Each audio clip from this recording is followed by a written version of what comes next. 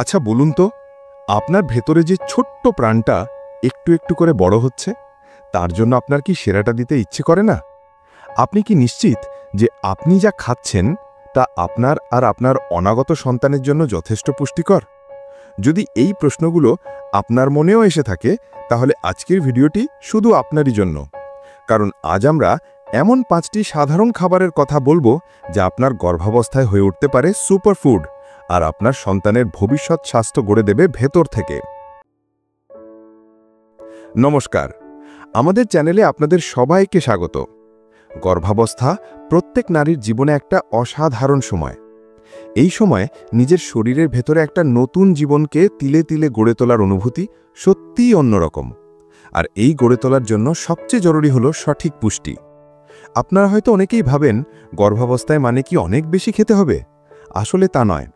বেশি খাওয়ার চেয়ে জরুরি হলো পুষ্টিকর খাবার খাওয়া। এমন কিছু খাবার আছে যেগুলোতে অল্প পরিমাণেই অনেক বেশি পুষ্টিগুণ থাকে। এগুলোকেই আমরা বলি সুপারফুড।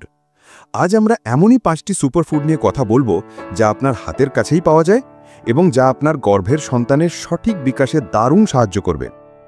1 নম্বর, ডিম। ডিম হচ্ছে শিশুর মস্তিষ্কের সেরা বন্ধু। আমাদের তালিকার প্রথম সুপারফুডটি হলো ডিম। ভাবুন তো, আপনার ছোট্ট শিশুর মস্তিষ্ক আর স্নায়ুতন্ত্র তৈরি হচ্ছে, আর তার জন্য একটা অসাধারণ উপাদান হলো কোলিন। আর এই কোলিনের একটা দারুণ উৎস কি জানেন? আমাদের সবার পরিচিত ডিম। তাছাড়া ডিমে আছে উন্নত মানের প্রোটিন যা আপনার শিশুর প্রতিটি কোষ গঠনে সাহায্য করে। তাই আপনার ডাক্তারের যদি কোনো নিষেধ না থাকে, তাহলে প্রতিদিনের খাদ্য তালিকায় অন্তত একটি ভালোভাবে সিদ্ধ করা ডিম রাখার চেষ্টা করুন। 2 নম্বর, পালং শাক ও গাঢ় সবুজ শাকসবজি। গর্ভাবস্থায় ক্লান্তি আর রক্তস্বল্প তো খুব সাধারণ একটা সমস্যা, তাই না? এর কারণ হলো শরীরে আয়রনের ঘাটতি। এই সমস্যার সহজ সমাধান লুকিয়ে আছে পালং শাক, ব্রোকলি বা অন্যান্য গাঢ় সবুজ শাকসবজির মধ্যে। এগুলো শুধু আয়রনেরই দারুণ উৎস নয়, এতে আছে প্রচুর পরিমাণে ফলিক অ্যাসিড। ডাক্তাররা গর্ভধারণের আগে থেকেই ফলিক অ্যাসিড খাওয়ার পরামর্শ দেন, কারণ এটি শিশুর মস্তিষ্ক এবং শিরদাঁড়ার জন্মগত ত্রুটি রোধ করতে সাহায্য করে। তাই প্রতিদিনের খাবারে 1 বাটি সবুজ শাকসবজি মানে সুস্থ মা আর সুস্থ শিশু। 3 নম্বর, দই। আপনার শিশু তার হাড় ও দাঁত তৈরির জন্য প্রয়োজনীয় ক্যালসিয়াম কিন্তু আপনার শরীর থেকেই সংগ্রহ করে। তাই এই সময় আপনার নিজের ক্যালসিয়ামের চাহিদা পূরণ করা ভীষণ জরুরি। আর এর জন্য টক দইয়ের চেয়ে ভালো আর কি হতে পারে? দই ক্যালসিয়ামের একটা চমৎকার উৎস। এছাড়া দইয়ে থাকা ভালো ব্যাকটেরিয়া বা প্রোবায়োটিক আপনার হজম শক্তি ভালো রাখতে আর কোষ্ঠকাঠিন্যের সমস্যা দূর করতেও সাহায্য করে। 4 নম্বর, বাদাম ও বীজ। আপনি কি চান আপনার সন্তান বুদ্ধিমান হোক? তাহলে খাদ্য তালিকা যোগ করুন কিছু বাদাম, যেমন অ্যামন্ড, আখরোট এবং বিভিন্ন বীজ যেমন চিয়া সিড বা সূর্যমুখীর বীজ।